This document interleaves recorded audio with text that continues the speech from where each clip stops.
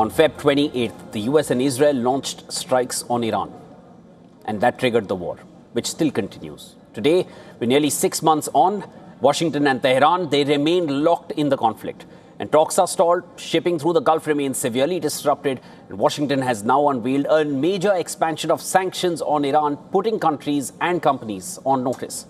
Do business with Tehran and risk US penalties. That's the bottom line. The US Treasury has sanctioned 60 individuals, entities and vessels already, but it stopped short of targeting Chinese financial institutions suspected of facilitating Iran's oil trade. And that reveals Washington's central dilemma. How do you isolate Iran without triggering a wider confrontation or shocking the global economy? Washington is walking a tightrope. Tehran's response has been defiance, not concessions. Iranian Economy Minister Ali Madanzadeh has said that Tehran is fully prepared for the new measures, and has its own economic tools to respond.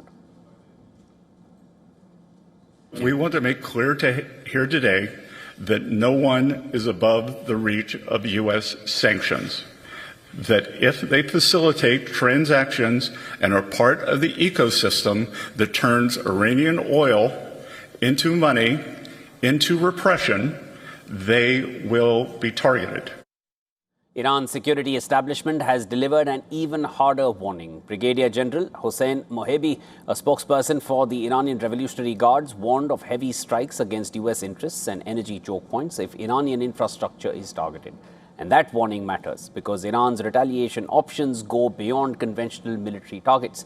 Tehran still has the missiles and drones to threaten Gulf states and commercial shipping. And then there is the Strait of Hormuz, a critical energy choke point and a crucial pressure point for Iran, a strength they realized through the course of these last 6 months and found it right in their backyard. But the risks do not end there.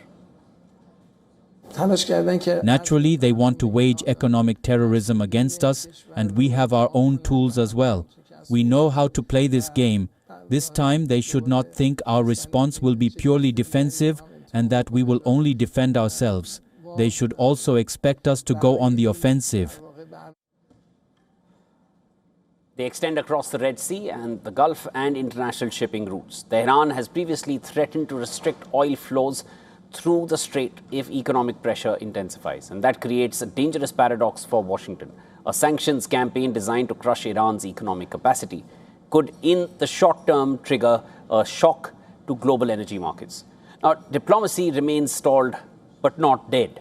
Pakistan's Army Chief Asim Munir is in Tehran. Sources say that he spoke to Trump ahead of the Tehran visit. One source even said that US has requested to use Pakistan's influence to bring Iran back to negotiations.